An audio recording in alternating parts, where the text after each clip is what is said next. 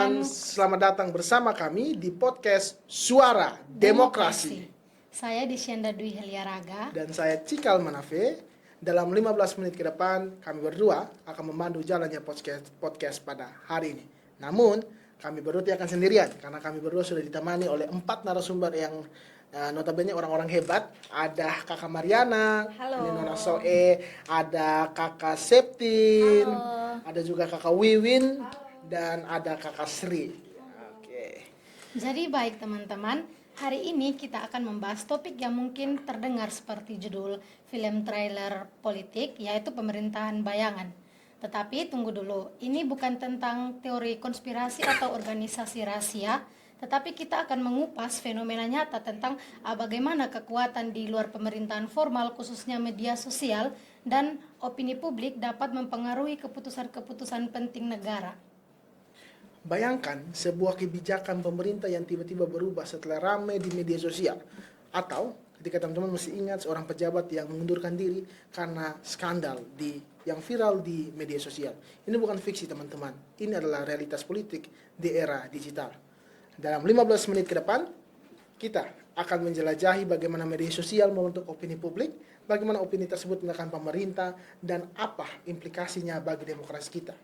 Kita juga akan membahas tantangan dan risiko dari fenomena ini, serta apa yang bisa kita lakukan sebagai warga negara yang kritis. Jadi, pasang sabuk pengaman Anda, dan mari kita mulai perjalanan menguak pemerintahan bayangan ini. Oke, berbicara tentang pemerintah bayangan, beta mau ke narasumber pertama, ada Kakak Mariana Bokinasi. Oke, Kakak. Kalau sendiri dari kakak pun perspektif nih sebagai seorang mahasiswi di ilmu administrasi negara, apa itu pemerintah bayangan itu sendiri? Oke, baik, terima kasih saudara Cikal Manafe. Jadi ketika kita mendengar istilah pemerintah bayangan, mungkin yang terbayang dalam benak kita adalah sekumpulan orang berjas hitam yang duduk dalam ruangan kosong merencanakan kendali dunia. Tapi realitasnya jauh dari itu. Konsep pemerintah bayangan atau pseudo government sebenarnya merujuk pada individu atau kelompok di luar struktur formal pemerintah yang memiliki pengaruh signifikan terhadap kebijakan publik. Contohnya nih, lobis, think tank atau para pemikir, para ahli, dan juga korporasi besar serta gerakan akar rumput yang kuat. Oke, terima kasih Kakak Mariana. Tadi Kakak Mariana sempat menyinggung tentang beberapa konsep pemerintah bayangan sampai ada beberapa contoh. Tapi apakah dari perspektifnya Kakak Mariana mungkin ada sejarah yang pernah diingat mengenai contoh dari pemerintah bayangan itu sendiri? Jadi baik sejarahnya itu dapat kita telusuri pada abad ke-19 ketika istilah deep state muncul pertama kali di Turki.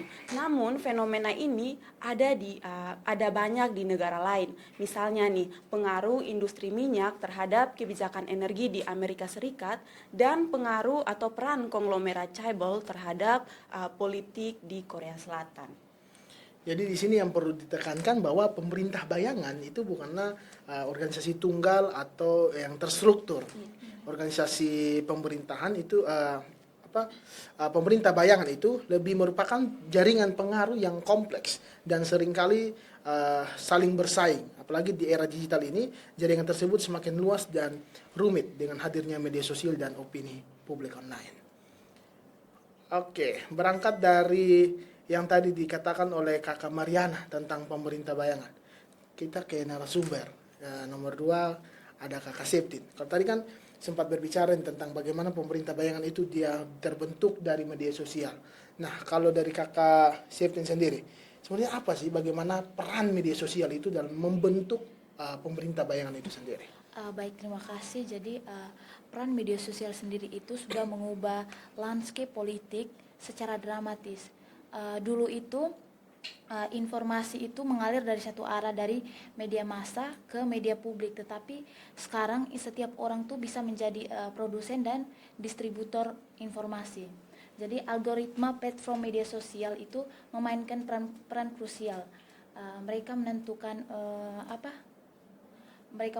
konten apa yang kita lihat dan menciptakan apa yang disebut dengan echo chamber, dan kita itu cenderung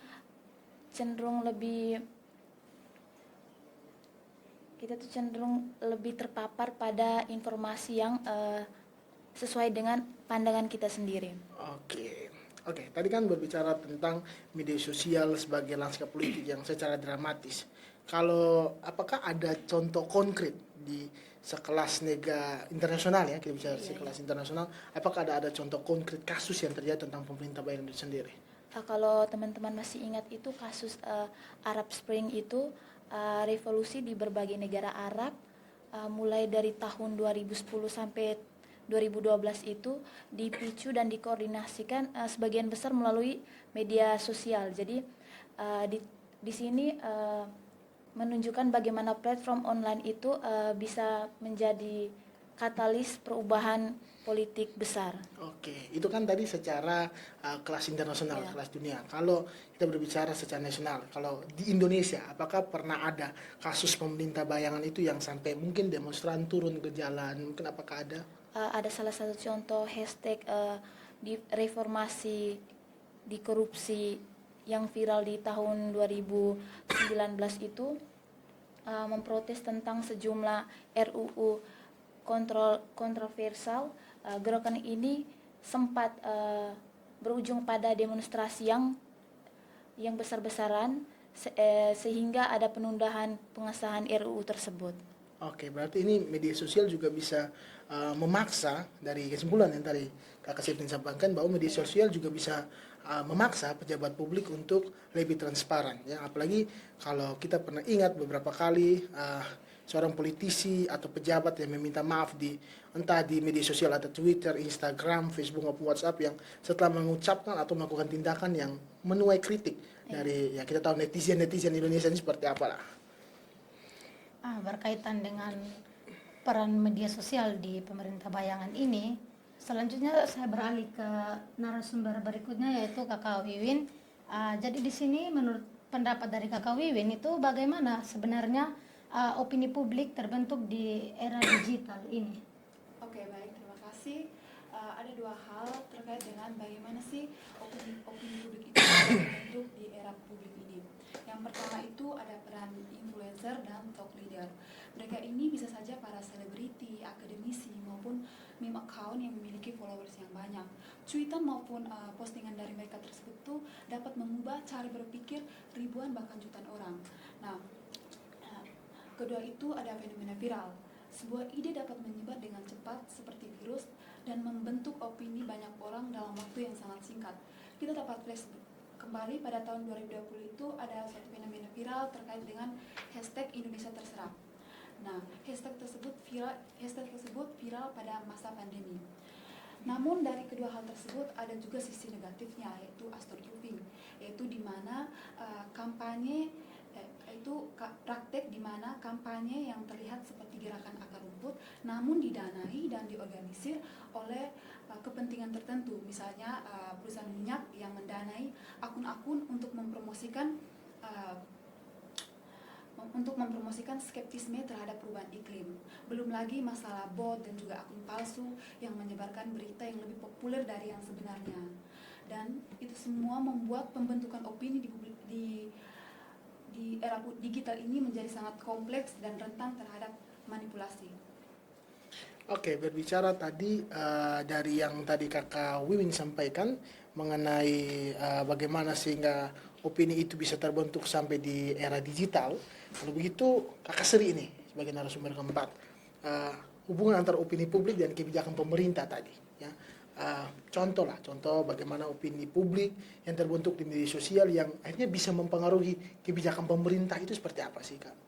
Baik, di sini saya mengambil contoh klasik di Indonesia tentang pengesahan Undang-Undang Cipta Kerja tahun 2020, Omnibus Law Cipta Kerja itu sempat mendapat penolakan masif di media sosial dengan hashtag tolak Omnibus Law, berujung pada demonstrasi besar. Meski undang-undang tetap disahkan, pemerintah melaksanakan sejumlah revisi dan mengeluarkan banyak penjelasan sebagai respon terhadap kritik publik. Atau kalian masih ingat tentang kasus Brigadir J tahun 2022, sempat viral kasus pembunuhan Brigadir J yang melibatkan para pejabat tinggi Polri setelah ramai di media sosial. Pemerintah segera membentuk tim independen untuk mengusut tuntas kasus ini dan melakukan perubahan besar di tubuh Polri. Oke, jadi makasih untuk teman Sri. Mungkin dari contoh yang sudah teman berikan tadi itu, mungkin teman bisa berikan isu-isu yang lebih konkret begitu mengenai pemerintah bayangan ini. Baik, isu-isu yang viral di media sosial itu sangat mempengaruhi keputusan pemerintahan. Misalnya himbauan untuk membagikan postingan Indonesia darurat dengan hashtag kawal putusan MK, sehingga anggota DPR yang hadir pada saat pembahasan terkait batas usia kepala calon daerah hanya beberapa, sehingga pembahasan ini dibatalkan. Fenomena ini juga menunjukkan bahwa media sosial telah menjadi semacam termometer bagi pemerintahan untuk mengukur sentimen publik. Kebijakan yang sesuai kritik karena di media sosial seringkali ditinjau ulang atau bahkan dibatalkan. Namun ini juga menimbulkan banyak pertanyaan, seperti apakah kebijakan publik seharusnya dipengaruhi oleh tren di media sosial, dan bagaimana dengan suara mayoritas sekitar yang mungkin tidak aktif di media sosial. Kita bisa melihat lebih jauh lagi fenomena ini sebagai evolusi demokrasi di era digital. Media sosial memberikan platform bagi warga untuk menyuarakan aspirasi mereka secara langsung dan real time. Oke, terima kasih Kakak Sri untuk beberapa pendapat yang Kakak sampaikan. Oke, berbicara tadi tentang hubungan bagaimana terbentuknya opini publik, ya, bagaimana media sosial itu membuat opini publik sehingga mempengaruhi kebijakan pemerintah nih. Jadi kan di awal sudah berbicara tentang pemerintah bayangan. Nah, kalau meskipun ada sisi positifnya, nah fenomena ini juga pasti membawa sejumlah tantangan dan resiko yang sangat serius. Nah, menurut Kakak Mariana, apa sih tantangan dan resiko dari fenomena pemerintah bayangan ini nih? Apa sebenarnya tantangan dan resikonya? Jadi baik, Saudara Cikal, sebelum saya menjelaskan fenomena atau tantangan dari fenomena ini, fenomena pemerintah bayangan ini, benar sekali yang dikatakan oleh Saudara Cikal bahwa ketika kita memandang sebuah fenomena, kita tidak bisa melihat dari satu sisi, tapi kita harus melihat bagaimana tantangan dan risiko yang ditimbulkan. Jadi mungkin saya akan menjelaskan atau memberikan sedikit gambaran tentang beberapa tantangan. Tantangan yang pertama yaitu adanya polarisasi masyarakat. Algoritma media sosial itu menciptakan echo chamber. Tadi telah dijelaskan oleh Saudara Septin bagaimana algoritma media sosial itu menentukan konten atau tontonan yang dapat kita nikmati. Itu sesuai dengan apa yang kita cari, sesuai dengan apa yang kita sukai. Nah, ini membuat kita semakin terpapar pandangan yang berbeda. Akibatnya, gap antara kelompok dengan pandangan yang berbeda itu semakin melebar. Nah, tantangan yang kedua yaitu adanya disinformasi atau misinformasi. Yang sering kita dengar adalah berita yang tidak benar atau berita hoaks. Nah, kecepatan penyebaran informasi seringkali itu mengalahkan proses verifikasi atau pembenaran dari informasi tersebut. Akibatnya, kebijakan dari pemerintah itu dapat dipengaruhi oleh informasi yang belum tentu akurat. Oke, terima kasih Kakak Mariana nih. Oke, tadi kan Kakak Mariana sudah berbicara tentang beberapa tantangan. Kalau dari Kakak Sri sendiri, mungkin apa pendapat dari Kakak Sri tentang tantangan dan risiko dari fenomena yang sama tentang pemerintah bayangan itu sendiri? Baik, dari saya juga ada beberapa tantangan tentang fenomena media sosial ini. Yang pertama itu proses kepercayaan terhadap institusi pemerintah. Ketika pemerintah terlihat terlalu reaktif terhadap tren media sosial, ini bisa mengurangi kredibilitas mereka sebagai pengambilan keputusan yang independen dan terukur. Dan yang terakhir, manipulasi oleh aktor jahat, baik ini di negara asing dan kelompok kepentingan tertentu. Media sosial bisa menjadi alat untuk manipulasi opini publik dan pada akhirnya mempengaruhi kebijakan pemerintah. Oke, terima kasih Kakak Sri. Jadi ini kalau bisa disimpulkan dari yang disampaikan oleh Kakak Mariana maupun Kakak Sri, bahwa bagaimana media sosial itu dia berjalan sangat kompleks dan cepat ya untuk menggiring opini publik yang bisa saja merubah kebijakan-kebijakan yang telah dibuat oleh pemerintah. Dan tantangan ini menunjukkan bahwa meskipun media sosial dan opini publik online bisa menjadi alat demokrasi yang powerful, kita perlu sangat berhati-hati dalam menavigasi lanskap digital ini. Oke, jadi baik.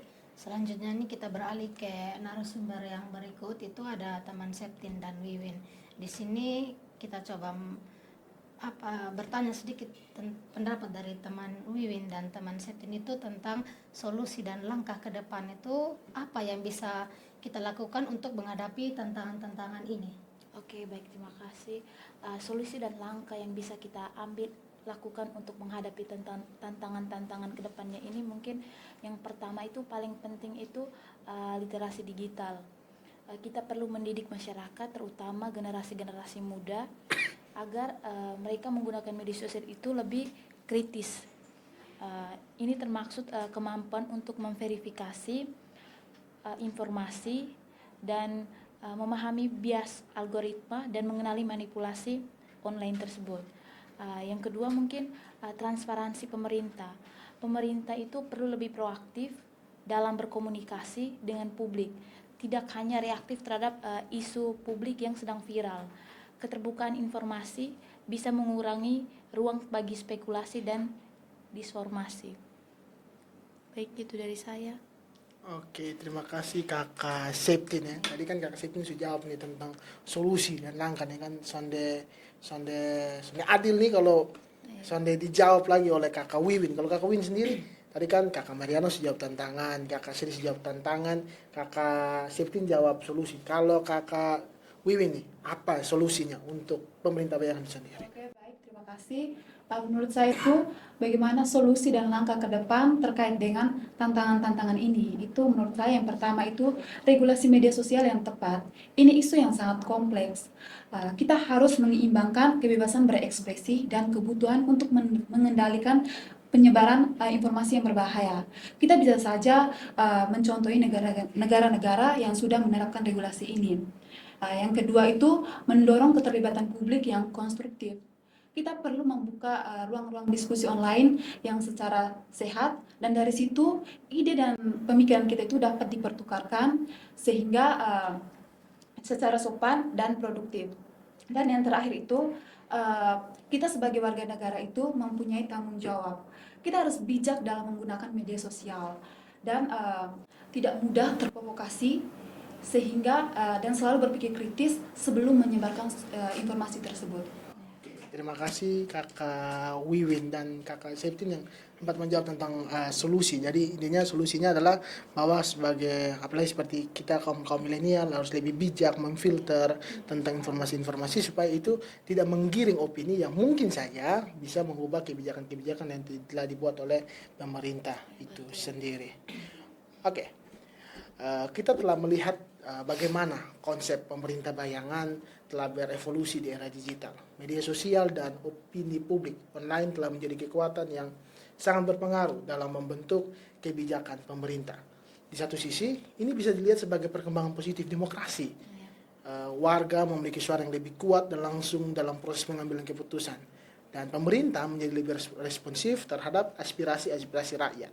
Namun, di sisi lain, fenomena ini juga membawa risiko polarisasi, penyebaran berita hoaks yang seperti tadi disampaikan, lalu erosi kepercayaan terhadap institusi, dan potensi manipulasi oleh aktor jahat adalah tantangan-tantangan serius yang harus kita kaum milenial ini harus hadapi secara bersama-sama.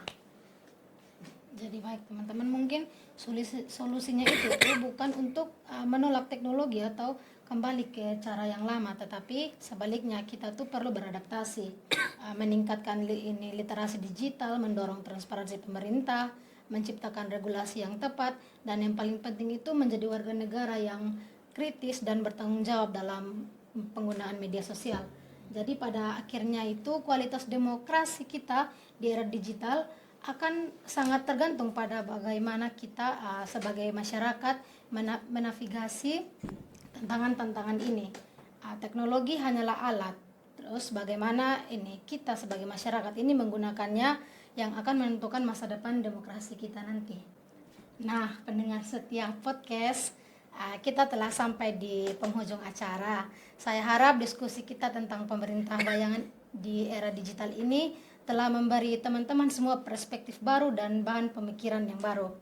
Ingat ya teman-teman, setiap kali membuka aplikasi media sosial itu, teman-teman sedang berpartisipasi dalam pembukaan opini publik yang bisa mempengaruhi kebijakan pemerintah. Teman-teman juga harus menggunakan kekuatan itu dengan bijak dan bertanggung jawab. Di akhir sesi ini, Beta, Kakak Dwi, ada juga 4 narasumber, Kakak Mariana, Kakak Septin, Kakak Wiwin, dan Kakak Sri mengucapkan banyak limpah terima kasih buat teman-teman yang masih stay sampai di akhir video podcast pada hari ini. Di ujung kata, Beta, Kakak Cikal Manafe, Saya Dwi Raga. kami ucapkan limpah terima kasih kepada teman-teman semua. Ada narasumber, kami juga ucapkan limpah terima kasih. Kami berdua pamit undur diri. Terima kasih telah mendengarkan. Sampai jumpa di kesempatan berikutnya. Suara Demokrasi, Suara Rakyat.